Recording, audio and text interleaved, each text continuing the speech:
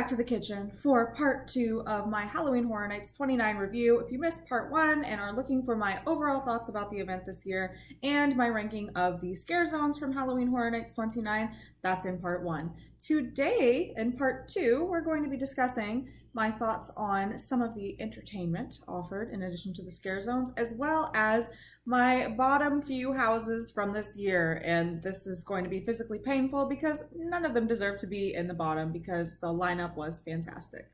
This is also a great time for another disclaimer. Opinions are not facts, so your mileage may vary with each of these houses. I saw a lot of different variations of ranking lists after this year, and I think that really speaks to how strong of a lineup that this was. So without any further ado, let's dive right in. The first thing that I want to talk about today is Marathon of Mayhem. Yes, the nighttime spectacular show that took place on the lagoon. Now, this was the first time that I've really experienced any sort of lagoon show at Horror Nights. I swear there was a year when they had the old lagoon show at night where they used those screens that used to be out there and they would just show clips from horror movies or series or things like that. Did I completely make that up, or was that something that happened? Because I feel like sometime circa 2012, maybe that was going on. Maybe it was earlier than that. Maybe it never happened at all and I've just officially lost it. But I swear I have some sort of memory of something on the lagoon dealing with actual scenes from horror things. Now, full disclaimer, I'm more geared towards spending time in the houses and the scare zones. I'm not super inclined to sit down and watch a show at Halloween Horror Nights. I don't have any thoughts on the Academy of Villains show. I'm sure it's great. I'm sure I would probably find something I'd enjoy if I sat down and take the time, but it just hasn't been a priority, so I can't speak to that or review that this year. I was a faithful attendee of the Bill and Ted show, minus the first couple of years that I went to the event and only went one night. And again, houses were the priority. And the few years that they did Rocky Horror. So other than that, I'm not I'm not really inclined to sit down and watch a show. But I did think that from the outset, Marathon of Mayhem sounded like an amazing idea. And I did want to dedicate one of the nights that I went to seeing it. Again, the reason why I've never been much of a show person, I think that stems from the years that I was going to the event for only one night. But now that I go multiple nights and have time to see everything, then yes, I would take the time to sit down and see Marathon of Mayhem, and I'm really glad that I did. This was fabulous, and I hope this is something that continues, but it was a great continuation of that overall 80s aesthetic that the whole park had going on.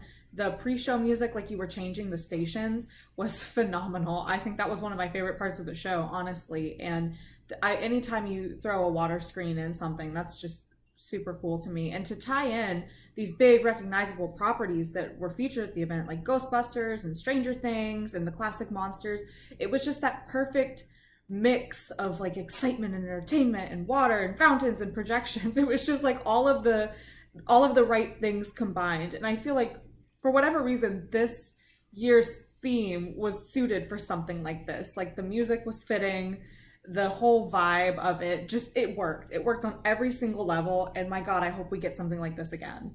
It was kind of interesting and a little bit, I don't know, it was just this sense of community, which is going to be a theme as I get further into this list and talk about my experiences this year. But the huge crowd of people gathered to see this, and you could just tell that everybody was having such a great time watching it, and the cheers, and you could just feel the energy of everybody being so excited to watch it.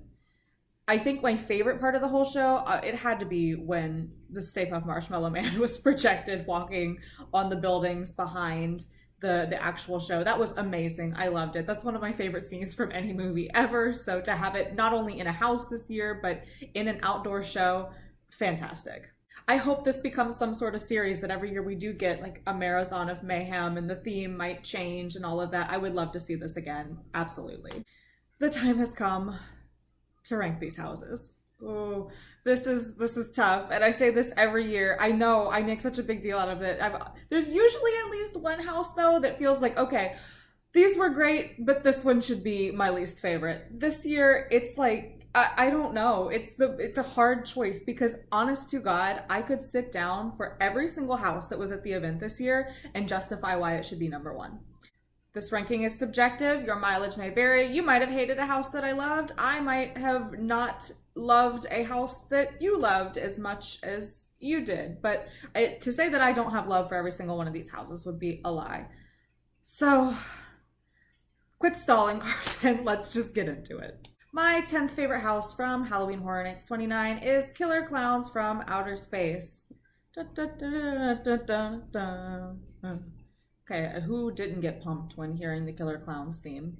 Last year, we got to see Killer Clowns as a scare zone. It was one of the fan favorite scare zones. I know that it was very beloved. This is a cult classic property, and this was definitely something that I think was well suited for horror nights because they're very good at walking that line between camp and horror. And I think obviously this was definitely more in the camp, but for some reason it was just like the perfect fit for something that horror nights would be able to bring to life. I have seen the movie now. I was a latecomer to seeing Killer Clowns from Outer Space. I had grown up hearing about it. I'm pretty sure I said this in my review for the Scare Zone last year, but my dad had talked about this movie pretty much my entire life and was one of those things I thought he just made up for a long time. But no, this is a real movie. I have sat down and watched it. It's one of the worst things I've ever seen, but that's why I loved it. We actually rewatched it, my dad and I, after opening weekend, and we were just both thinking like, this is terrible. This is amazing though. And it is one of those movies that it's so bad on purpose, though. You know they weren't trying to make an Oscar winner here. My biggest worry about this house going into the event was that for whatever reason, the size of the clowns would hinder the house. But that wasn't like, honestly, like that wasn't even a problem that I noticed in going to the event. I think like the biggest negative of this house for me, and again, this isn't even that much of a negative, it makes sense. The sets were not anything to write home about. And usually with this location in the Shrek Theater, this is kind of like the sets that aren't as impressive as the ones in the sound stages and oftentimes the tents as well. I think Krampus would be the only time that I've been like truly wowed by a set or a scenic design of a house that's in this exact location. That being said though, I kind of get it, and I think it was supposed to look like the movie because when you watch the movie, the sets of the movie look like your local haunted house and cardboard cutouts that you could walk through. I mean, that's what the movie looked like. So to say that it didn't do a good job of representing the movie would be a lie. This was one of the houses I was lucky enough to go in the Unmasking the Horror tour for, and that just really solidified the fact for me that you can tell that the creative team had so much love for this house. Our guide was fantastic. She was great at explaining the details. She was a super fan of this house and the movie as well. And she did a great job explaining that this wasn't so much like a chronological walk through the events of the movie. It was like the best of. It wasn't necessarily in order, but you got all of those major beats. And I just say that walking through this house with the lights on in the finale scene, just the clown statues that were in that room were still really unsettling. Even with the lights on and knowing they weren't real, it was still a little creepy. My favorite part of this house had to be Clownzilla. That was an amazing puppet, and I don't know. I feel like we need to just find a permanent home for Clownzilla somewhere in Universal Studios. Just blow them up and stick them on the top of the building year round. I mean, who cares if some kids get scared? That's just life. If I had to award this house a superlative, it would be most campy. I think I have said it many times before. I don't mind if a house is not downright scary. If I go through and have a fun time, and if it's like super campy and enjoyable, I'll still enjoy it. I have no problem with humor being present in a haunted house. I think Horror Nights is good at that mix of terrifying and also funny. And this was like the convergence of the two. Number 9. Oh, here we go again. Stranger Things. Let me be very clear. I am a big fan of Stranger Things. I love the television series. Honest to God, one of my favorite moments from Horror Nights this year had to be discussing with my mom that we were on the same page about that while the show is fantastic, one of the highlights for the two of us for watching it, one of the big draws of the show is Jim Hopper. Come on. I mean, that's a man. So that was weird and funny having that conversation with my mother in line for the haunted house, but I'm glad that we see eye to eye on that. However, my thoughts and feelings about Stranger Things being present at the event run very deep. I will not reiterate all of them because I have a very long video from my Halloween Horror Nights review from last year, Halloween Horror Nights 28, that I had to film multiple times because I wasn't coming across the right way and sounded like, I sounded like a brat the first time I did it. I enjoy the show. I enjoy the event, but there's definitely been a shift. And it's not just Stranger Things, it's the big IP things like Walking Dead, Stranger Things, American Horror Story has changed the event. Whether you think that's for better or worse, that's a whole different conversation. Again, I get into that in another video, so let's stick to the Stranger Things of this year. I will say right off the bat, I did prefer last year's iteration of Stranger Things better than this year because I think I went into this one with slightly higher hopes. I did rank it middle of the pack again, kind of where I ranked it last year and where it ended up last year. And I don't know. I think like I got my hopes up too high because I thought it was going to be season 2 and 3. And while there was some of 3, this was mostly season 2. And of the 3 seasons that we've gotten as of the filming of this video, season 2 is my least favorite season. I kind of wanted to see more of 3. So I take this as we will be seeing Stranger Things again at the event next year. It will probably be season 3 heavy. I don't think season 4 will be out before the event starts next year. I mean, from what I understand, it won't be, but I think it'll be entirely season 3 and maybe kind of what they did this year where they did like the very beginning was that scene at the end of season 1. They might like rehash some of it like they did this year, but heavily season 3. So that was a little bit disappointing. I'd wanted to see more of the Starcourt Mall and things like that. I felt like there was so much more rich material from the 3rd season to work with. I thought the section in the tunnels from season 2 went on a little bit too long. There were also some tragic mannequins at the beginning of the event that, I mean, tragic is the best word I can think of, that didn't really look like the characters. And usually when they're casting these faces that are recognizable at the event, they look pretty much like who they're supposed to look like. But I think they got taken out. By the time closing weekend came around, I think that one of them, I think it was a Mike mannequin in the cabin scene, I think that was gone. I don't know. It should have been gone.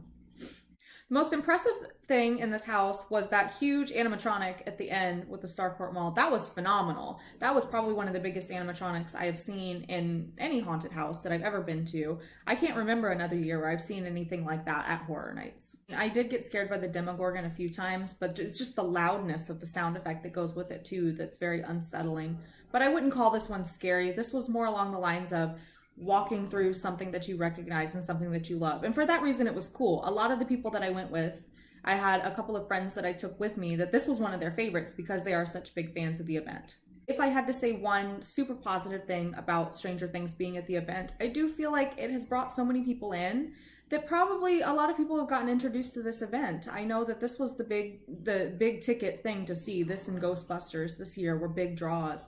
And everywhere you went, you could hear people talking about, oh, we have to hit Stranger Things. This is what we came for. Oh, I'm so excited to go in this one. Like young people, old people, at any end of the age spectrum, there were people excited about going in this house. And I would like to think that while they came for Stranger Things, they were able to find other things about the event that they really enjoyed as well. I hope that they got to experience some of the originals because the originals were fantastic this year. And again, we'll get to that soon.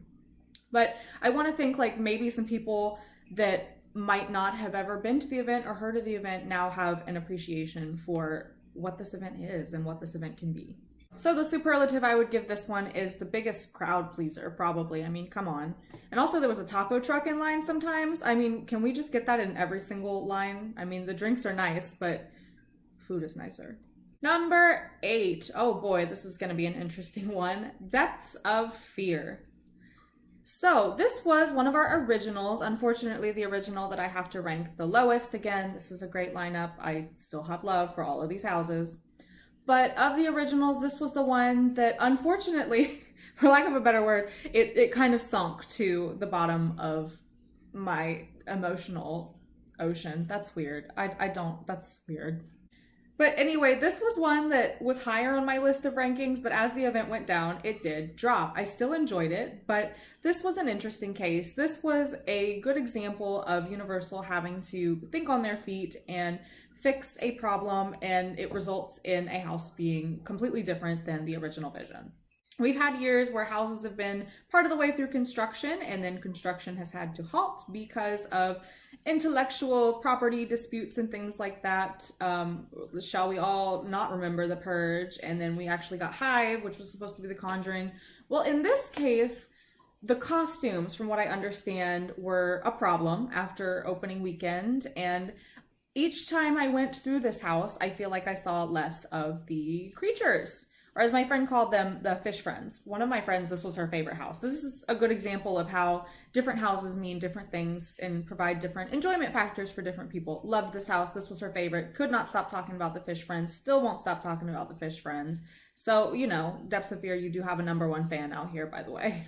But like I said, it became a different house. The fish people slowly started to disappear. And when I went through the last time on closing weekend, I think I saw 2 of them, maybe. There were a lot more at the beginning. And I understand that the costumes were kind of cumbersome to maneuver in, and that was a huge problem and causing like most of the problems with scares, and they looked really obvious, and I guess they were just really bulky and hard to move in. And I get that, you know, sometimes the best laid plans, you know. So what they did was they took out the creatures and they added more of the infected crew members. Now, while this might have completely flopped in some people's eyes, it was the intensity of the actors that kept this house from being just a total disaster for me. I called this house kind of a mixture between Saws and Steam, like the energy of Havoc, things like that, like sort of The Thing-ish, throw in a little creature from the Black Lagoon. It was a great mixture of things that I loved.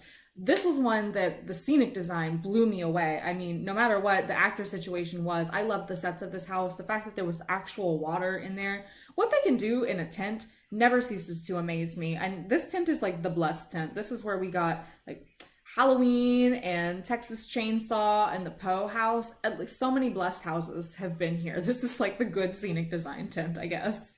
And interestingly enough, I didn't go on this one on the Unmasking the Horror tour, but I read somebody that did said that this is the only house where in the canon of the plot of the house, you die at the end. And that's like morbid and crazy, but it's really interesting. It was very kind of like the energy of the movie Alien. That's what I got from this, but underwater.